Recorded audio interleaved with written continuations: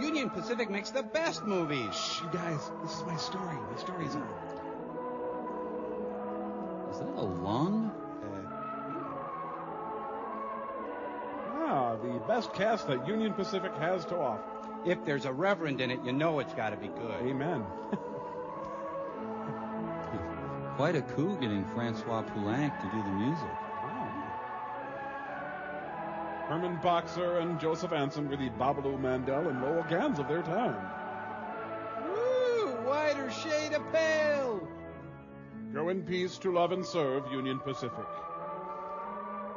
So we have 70 days in each year? So much. We're going to have to go a long way to get back to train safety. Our car is kind of a downer tonight. It's up with Brakeman.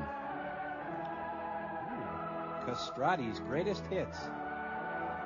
But let's visit Sister Birchville. It is written in the Old Testament, to each of us this allotment of years, 70.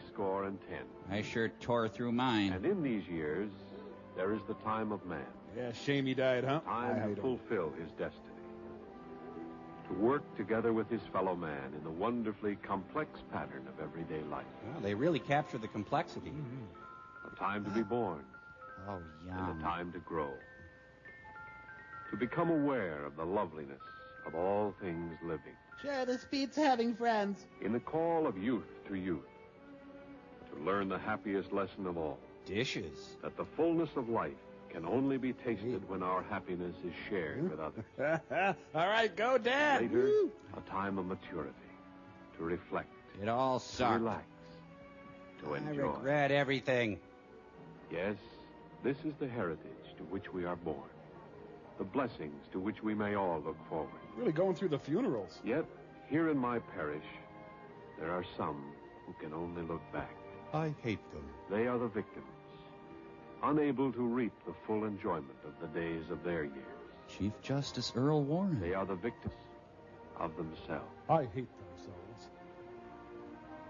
My church is in a railroad town, not far from a big freight terminal and repair shop. All mine. In my congregation are railroad people in every capacity. Boy, he thinks loud. And not one who isn't safety conscious. Not one who isn't drunk.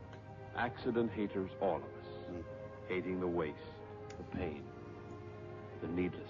The filth that is humanity. Yet, try as we may, do what we will, there comes a time. I'm bigger than Jesus. Oh, no, the Reverend is killed again. Ironically, the ambulance driver hit 4 people on the way there.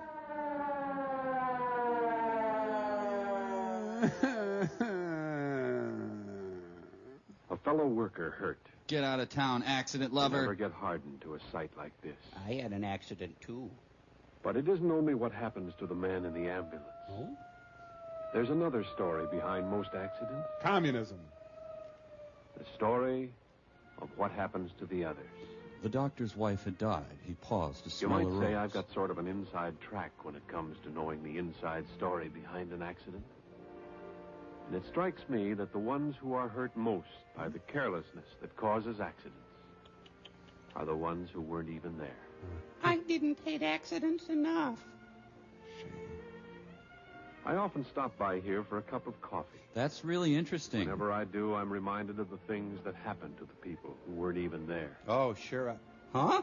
I reread the story in the sad eyes of the girl who serves me. And it really pisses me off. Yes, I'm ready. This is Helen. Hi, Helen. Although she has never been in an accident, She acts like she has. Helen is nevertheless an accident victim. Can I get my pancakes? Her eyes were not always sorrowful. Once they were bright and shining. Her coat glossy. Yes, I remember how those eyes used to glow whenever Helen thought about Joe. Joe Tendler was... It's a belt sander. Ah! In those days, Joe was about as average a young fellow as you'd be likely to meet. He sounds great. Young, easygoing, good company. Prone to violence. He hadn't a complaint in the world. Well, maybe one complaint.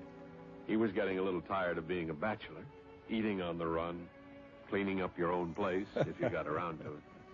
But all that was due for a change pretty soon. He'd chosen his new look. Yes, Joe was a pretty lucky guy. A good job as road electrical foreman, A wonderful girl who wanted nothing in the world more than to be Mrs. Joe. So his name is Joe Joe? I guess.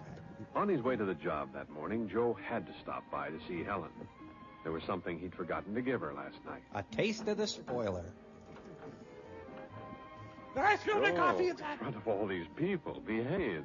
Good. But of course, Joe was behaving. The way any lucky, happy young fellow about to be married would behave. It was only natural. Joe had to take off in a hurry to reach that job on time. He had a lot more women to kiss on his route that And morning. Helen, well, she was on the job, and her face had that glad look I'll always remember. My man is average. It made people feel good, just watching her feeling good as she went through the motion. I'm watching you feel good. And though she was quick and sure and competent in everything she did, She spit in the she eggs. was really a million miles away from that little restaurant. Mr. and Mrs. Joe Toast. A million miles away. In a dream world all her own. Come over to this side. Obey the toaster. That dream world had everything. A church, complete with ministers saying the proper words. You are getting sleepy. I was flattered to be a part of Helen's dream. Ugh. There was a ring in it. And, of course, a beautiful dress and veil. For Joe. And a handsome groom. And me, of course. And when the ceremony was over, there was the first of many, many kisses. In my version, things went a lot further. Yes, this was Helen's very own dream. And she was going to make it worth dreaming. Well, I gotta get back to my shift, honey. She wasn't skimping on anything. She dreamed of tract housing. There was that perfectly scrumptious model house she'd been wanting for all these years. Squalor contemporary. Here it was, exactly as she'd imagined. And here they were. And what was the sense in waiting? Plan 5 from outer And space. so, the fastest sail on record. And while she was dreaming, she'd furnished that house that very afternoon. So Joe could read his evening paper on that pretty couch that very night. Where's my damn So dinner? she could take that paper away and cuddle close. Ooh.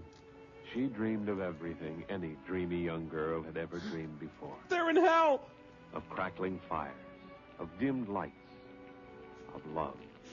They should have had a train scene And even in here. her dreams, Helen missed Joe when he was gone. That was so incredibly average. She was a clever dreamer.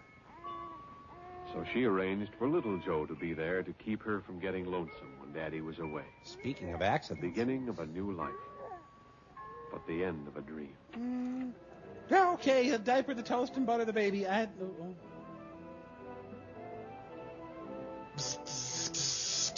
But on the job late in the afternoon of that day, the real-life Joe was in a real live hurry.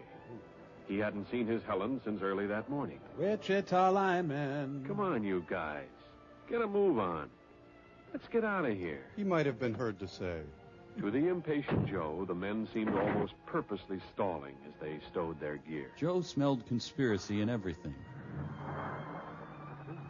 And now the wheels of fate were set in motion. Call them the wheels of fate or the wheels of chance. Or call them Ernie. But consider the man at the wheel was in the driver's seat. In any case, it involved a wheel. It was Joe who was calling the turn of the wheel. Oh, Joe's the king of the world. You went through a stop sign. Better take it easy, Joe. Get out of my head, Reverend. Joe's thirst for danger seems quite reasonable. The others, they were along for the ride, whether they liked it or not. Liked it, they hated it. Flag on the moon. What could they do? They were trapped. Yes, Joe had a ticket, and he just couldn't get there fast enough. For those 2 scoops of raisins. Oh, not again, Joe. That's your standard crash Foley. Now it was payoff time. 1, still able to move. 2, still able to move. They had escaped the trap. It was an average accident. Their 10 were still before them. Give or take a score. But the trap had sprung on Joe. Serve you right. Yes, now it was payoff time. Such are the wages of sex. Easy-going Joe Tendler. Was trapped in his own juicer. Joe became an avant-garde composer. After a year in that neck brace, Joe wasn't quite such good company as he used to be. But the word said, for better or for worse, in sickness or in health. You take this bionic man. Sure, Joe tried to call it off. But a girl like Helen doesn't run out. There was quite a difference between Helen's dream and the reality.